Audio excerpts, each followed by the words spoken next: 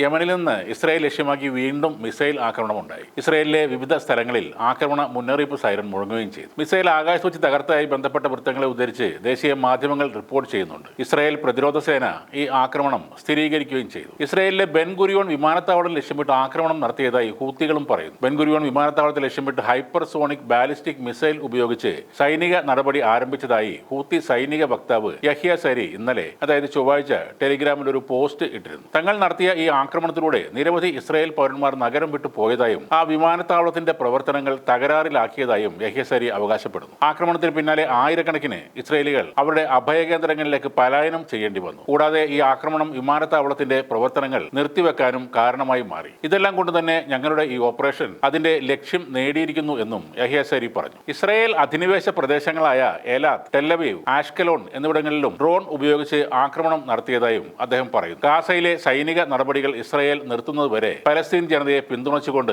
സൈനിക പ്രവർത്തനങ്ങൾ ഹൂത്തികളും തുടരുമെന്ന് യഹ്യ സരി ആവർത്തിച്ച് പറയുകയാണ്. അതേസമയം ഹൂത്തി സൈന്യം ഇസ്രായേലിന് നേരെ മിസൈൽ തൊടുത്തുവിട്ടതായും രാജ്യത്തിന്റെ മധ്യ തെക്കൻ ഭാഗങ്ങളിൽ വ്യോമാക്രമണ സൈറനുകൾ മുഴങ്ങിയതായും ഇസ്രായേൽ സൈന്യം പുറത്തിറക്കിയ ഒരു പ്രസ്താവനയിൽ പറയുന്നുണ്ട്. എന്നാൽ ആർക്കും പരിക്കേറ്റതായി അവർ റിപ്പോർട്ട് ചെയ്തിട്ടില്ല. ഈ മിസൈൽ ആക്രമണത്തിന് ശേഷം യമനിലെ ഹൂത്തി സേനയ്ക്കെതിരെ പ്രതികാരം ചെയ്യുമെന്ന് ഇസ്രായേലിന്റെ പ്രതിരോധ മന്ത്രിയായ ഇസ്രായേൽ കാറ്റ്സ് പറയുന്നു. യമനെയും ഇറാനെ പോലെ തന്നെ ഞങ്ങൾ വേണ്ട രീതിയിൽ പരിഗണിക്കുമെന്ന് ഇസ്രായേൽ കാറ്റ്സ് ഭീഷണി മുഴക്കുകയും ചെയ്തിട്ടുണ്ട്. ടെഹ്റാനിൽ ഞങ്ങൾ ആക്രമണം നടത്തിയതുപോലെ തന്നെ യമനിലെ ഹൂത്തികളെയും ആക്രമിക്കും. ഇസ്രായേലിനെതിരെ ഉയർത്തുന്ന ആളുകളുടെ കൈ ഞങ്ങൾ വെട്ടിക്കളയും എന്നാണ് കാറ്റ്സ് പറയുന്നത്. ഗസയിലെ പാലസ്തീനികൾക്ക് ഐക്യദാർഢ്യം പ്രഖ്യാപിച്ചുകൊണ്ട് 2023 ഒക്ടോബറിലാണ് ഹൂത്തികൾ ചെങ്കടലിൽ ഇസ്രായേലി പാശ്ചാത്യ കപ്പലുകളെ ലക്ഷ്യം വെക്കാൻ തുടങ്ങിയത്. ജനുവരിയിൽ ഹൂത്തികളെ വിദേശ ഭീകര സംഘടനയായി ട്രംപ് ഭരണകൂടം പ്രഖ്യാപിച്ചിരുന്നു. അതിന്റെ പിന്നാലെ അമേരിക്കയും ബ്രിട്ടനും ചേർന്ന സഖ്യസേന ആരംഭിച്ച ആക്രമണത്തിൽ നിരവധി ആളുകൾ കൊല്ലപ്പെട്ടിരുന്നു. സാധാരണക്കാരെ ലക്ഷ്യം വെച്ചും സൈനിക കേന്ദ്രങ്ങൾ നശിപ്പിച്ചും സൈനികരെ കൊലപ്പെടുത്തിയും ആക്രമണം ഉണ്ടായി. ഇതുവരെ 200-ലധികം